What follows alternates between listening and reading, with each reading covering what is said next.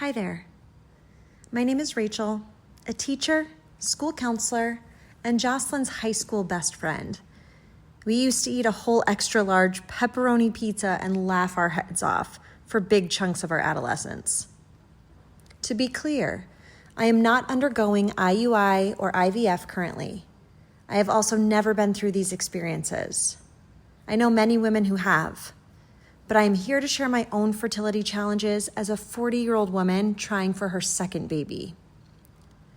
I had my first child at 38 years old. I spent my entire life trying not to get pregnant, and once I wanted to, I had no idea whether I could. It's wild now to think about how little I knew about my body up until almost my 40s.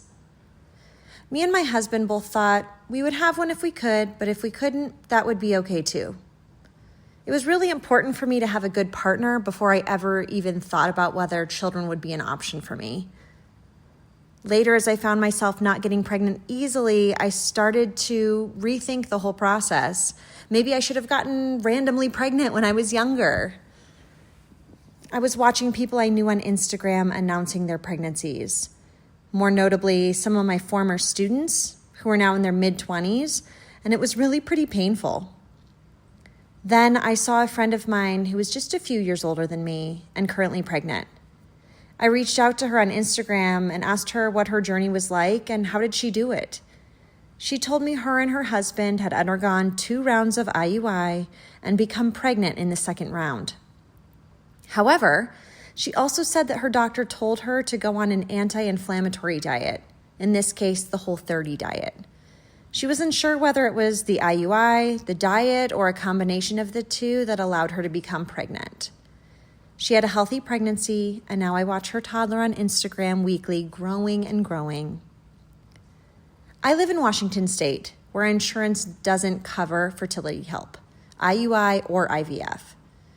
So I decided that I wanted to try the least invasive and, frankly, the least expensive option first.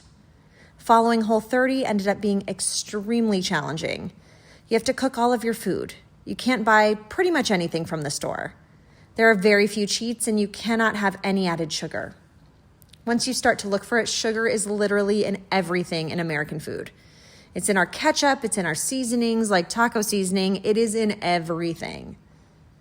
It was an exhausting process. So I followed Whole30 for 30 days.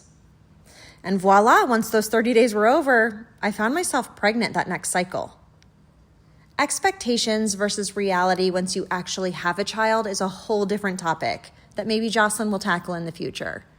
For now, the challenging journey of having baby 2 is where I join you all in your waiting walk, your worry, your defense mechanisms that try to protect you in case for some reason you are unable to conceive and that thought just hurts you too much to face.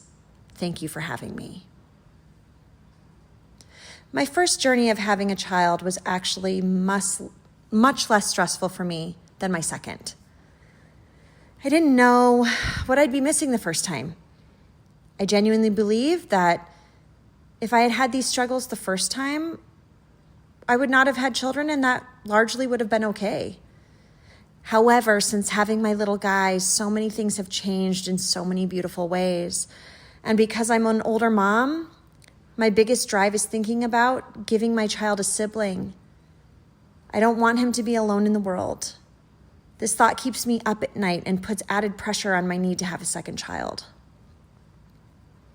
When it comes to specific moments that were especially challenging, I'm thinking about last week when I met with my therapist. I told her about a fight that I had had with my husband and how I said maybe we shouldn't have another child. We had to process through that, and I was likely sabotaging our efforts so that I would be less disappointed if it couldn't happen for us. I'm not a person who often avoids realities or ignores what is right in front of me. So this was very surprising and difficult to hear. The largest impact that I'm trying to conceive has had upon me has been on my relationship with my husband and my mental health. I don't think most people actually understand how much women carry. When we don't get pregnant each month, when we miscarry, when we don't eat the right things or do the right things, it seems to fall all on us. And that's a lot of pressure on a person. Mom guilt starts way before we ever have a healthy child. Plus, once we do become pregnant, people expect us to sit in silence completely alone until we are in the second trimester and in the quote-unquote safe zone. What a crock of shit. I remember telling my male boss at 9 weeks that I was pregnant. He said, "Aren't you supposed to not tell anyone yet?" And I said, "Well, I'm puking in my office, so I thought I should tell someone rather than you all think I'm not doing my job."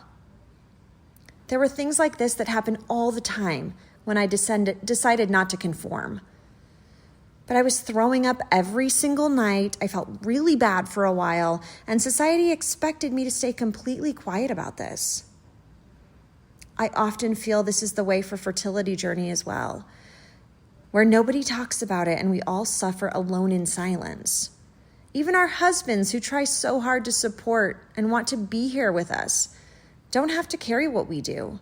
They don't have to watch how much caffeine they drink.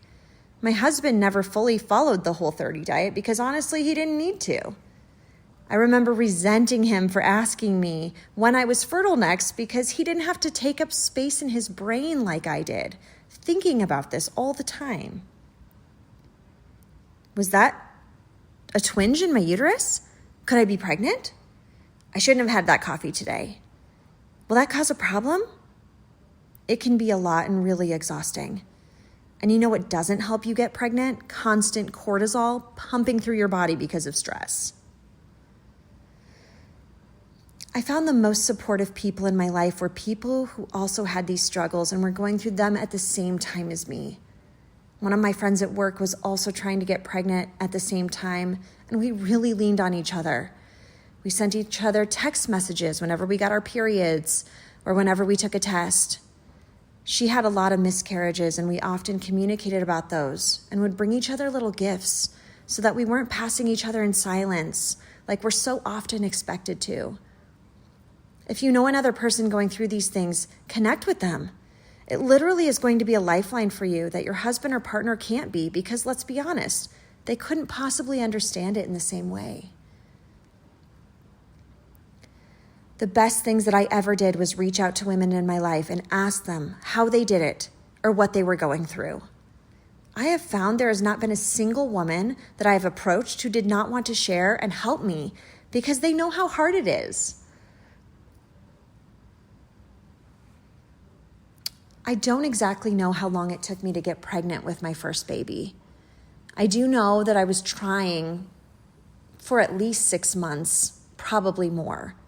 And there were other months where we didn't try at all because we were very frustrated, worried, upset, or just not aligned. We both got scared at different times. It's a really unpredictable process. You're not alone in it, but often it feels that way. The idea of being a mom, the person you see yourself as in the future, the parent, those are the hardest things. They put so much pressure on you. It's impossible to let that go. And when you're an older mom, there's added pressure. My doctor told me I have a 3% chance of getting pregnant each month. She also told me I have a 50% chance of miscarriage every month if I were to conceive. Those are really daunting numbers. And honestly, they take a toll on your mental health and make it really hard to just try and see what happens, which is often the advice that I receive. If there were someone beginning the journey of trying to have a child, I would say, find your support system. I connected with one of my high school friends' wives on Instagram, who I did not know at all. She talked to me about her IVF journey.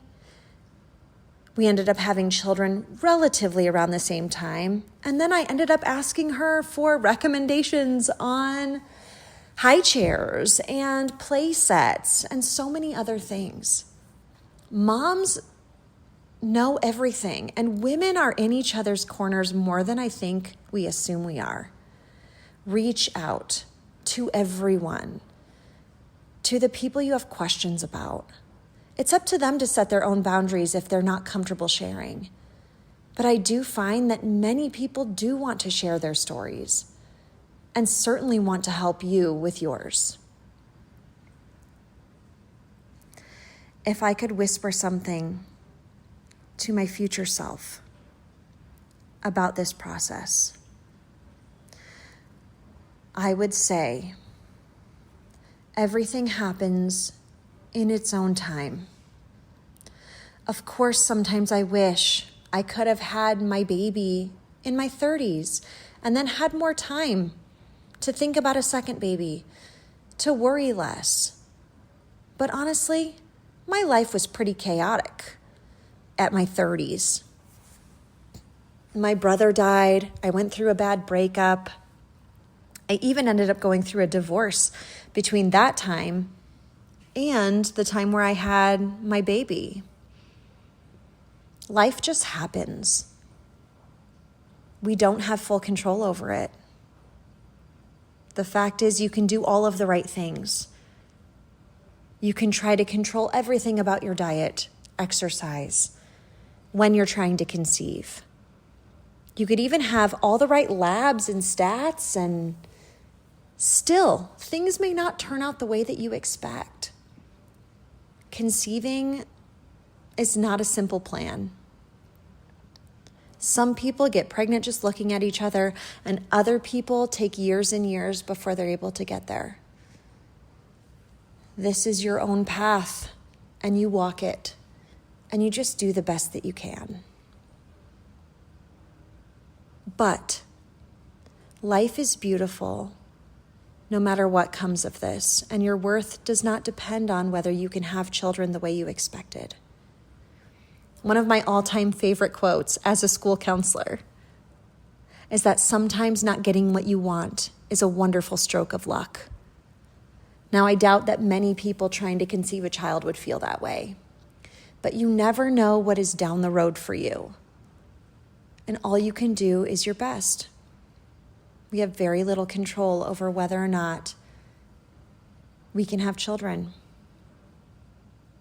even if we do all the right things all the time. Hang in there. I know lots of people whose labs, blood work, everything that the doctors have told them said it won't work, and it has. And I know other people with very healthy labs who have had a really hard time and struggled quite a bit. This path is your own, but share with someone else who's going through it or has gone through it. Get support. Feel validated. Thanks for having me.